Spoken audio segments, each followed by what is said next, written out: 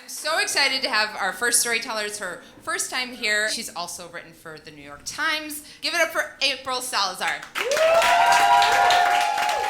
It's 2006, and it was a world of possibility for me.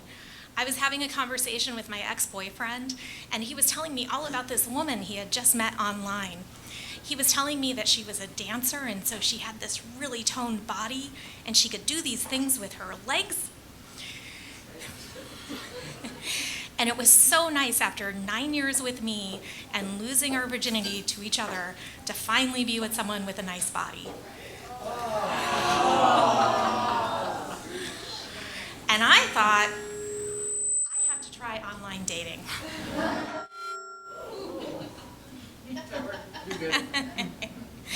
So I set up a profile, and I had fill in the blank questions like blank is sexy, blank is sexier. And so I said horses are sexy, unicorns are sexier. If I had $1 million, ... I would blow it all on prostitutes and cocaine, but it would take me at least 30 years to do so. Favorite movie? Ask me after I've seen Brokeback Mountain.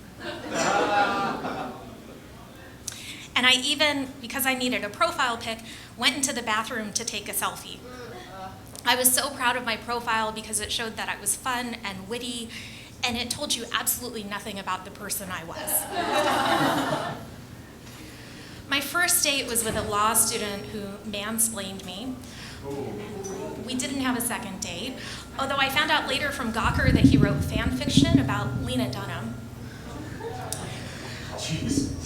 Then came Mr. Ten Toes, and that was his profile name, which was actually a pretty good profile name.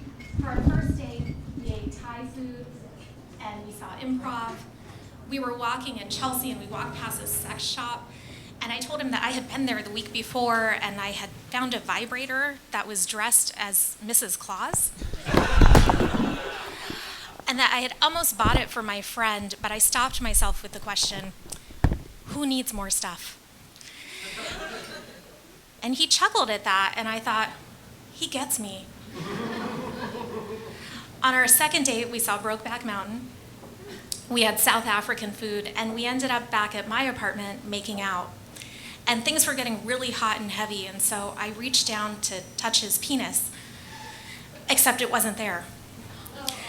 And I had a moment of shock before I realized that it was there. It was just a little fella.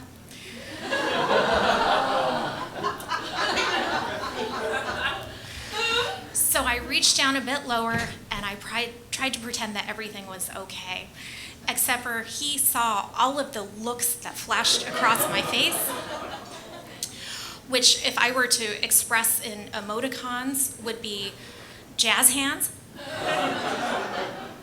ghost, the wow of realization, and then a fake smile. But the thing was, I really liked him, and I thought that this was something that could go somewhere.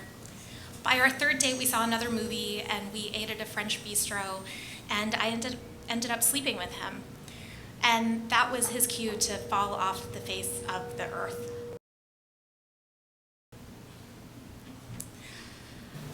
I finally sent him an email 3 weeks later to see what was going on, and he replied to tell me that he was stuck at work at Disney World and he couldn't wait to get back to New York City, and I'm going to quote his actual words here, soul kiss the pockmarked pavement, which is really cliched.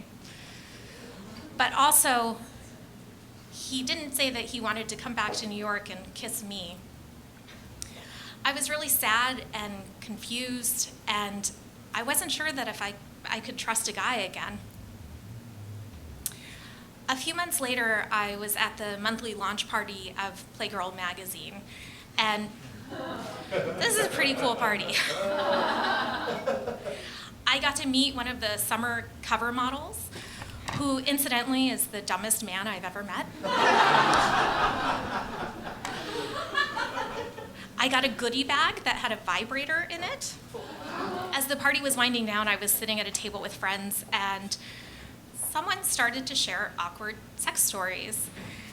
And I thought about telling my story about the missing penis, and I thought, well, that's not very nice to him.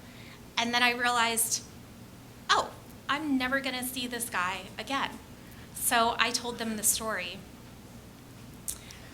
One of my friends happened to be the editor of Playgirl magazine, and about a month later, she emailed me and she told me that they were starting a new feature, which was embarrassing sex stories, and she asked me if I would write about it for the magazine. So I did.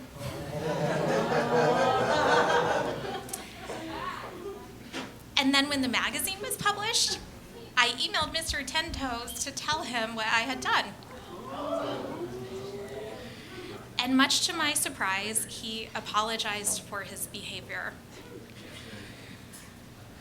I was happy that he apologized, but I was more proud of myself for standing up for myself. The next year, I was at a rooftop party, and I saw this tall, serious man emerge from the stairs. And when he took off his sweatshirt and I saw his muscular arms, I thought, completely out of character for me, you could have a lot of fun with him. So I did.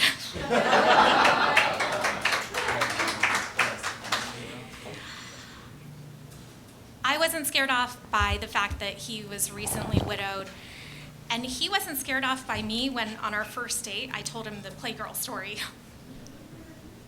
I didn't know that it was a slippery slope from ogling someone's beefy arms to a car payment and a house in the suburbs.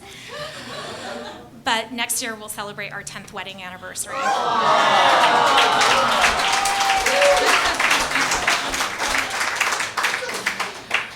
So this year for Passover, I was Googling vegan brisket recipes.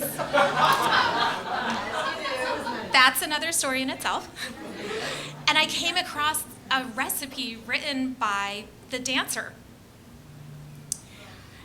And I used it because if there's one thing I learned from my ex-boyfriend, it's that she makes a fine brisket.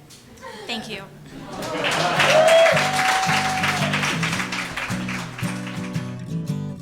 Yum's the